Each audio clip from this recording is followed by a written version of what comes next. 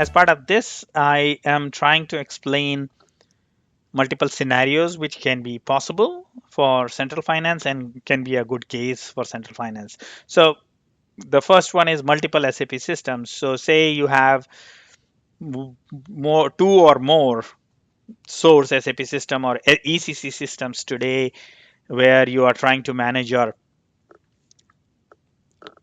financial data or maybe your sales related data.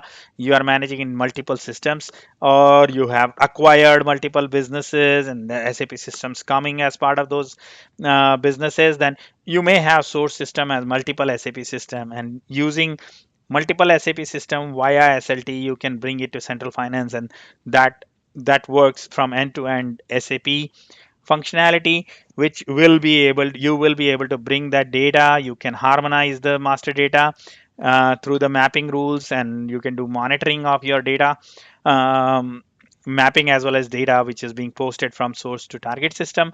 And then you have posted that data into your universal journal, and you will be able to achieve central reporting functionality if you want. And there are multiple use cases, but one of the use cases that you can have a centralized financial reporting.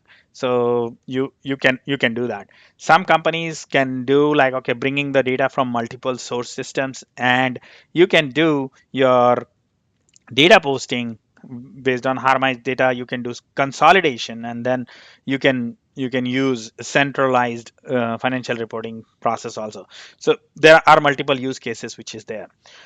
Now if you have this architecture also supports SAP as well as non-SAP systems. So you can bring, say in this scenario, if you see SAP system, Oracle, PeopleSoft, and you could have some applications which are not really an ERP applications, rather being used for planning or budgeting or some other use cases, some other processes which are being used.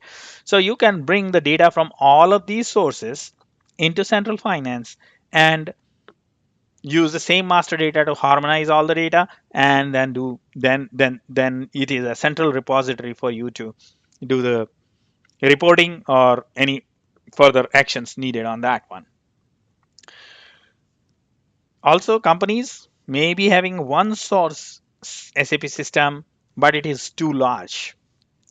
Big companies are not able to move, where the scenarios, there are two scenarios which are possible in SAP, where one is you are able to do brownfield, and brownfield is nothing but where you are able to pick the source ECC system and you can upgrade it to S4HANA.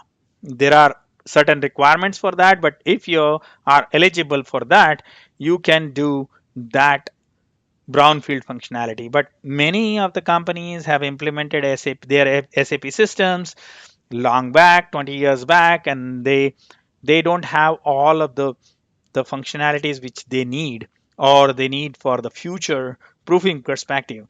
So they are thinking of this approach, a central finance approach, to use it to move in phased approach, so that you can have one or two source systems, and you can first move all your financial stuff, and there are multiple approaches you can take depending on what is your legal structure and how you can work on, and how what kind of businesses you are. You can decide that, okay, what will be my phased approach to move slowly from ECC environment into S4 environment, and that could be a greenfield implementation itself. So you don't need to do a big bang, rather do chunk by chunk, and you can still move to S4 HANA without heavy disruption to your uh, existing business. Merger and acquisitions are a very good use case for this. That, okay, you have one central SAP system, but you have acquired multiple companies, and they are working on different ERP systems, and they are using different master data, and you need a function or mechanism to bring uh, data from those companies and systems into your consolidation system, so that you can harmonize your you can harmonize your master data as per your need.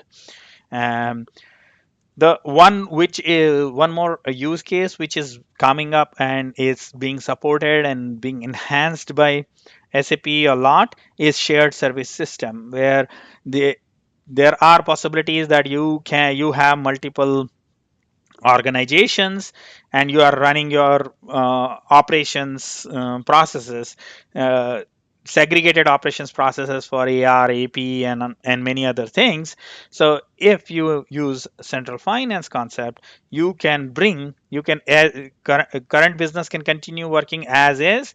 You can bring that data into a central system, S4HANA system using central finance, and you can manage all your further processes like, okay, clearing the line items, or making the payments against it, or all those functionalities you can do in S4 HANA. Similarly, for AR side, you can bring all the AR data from your source system, and then you can manage all your credit and collection processes into target system.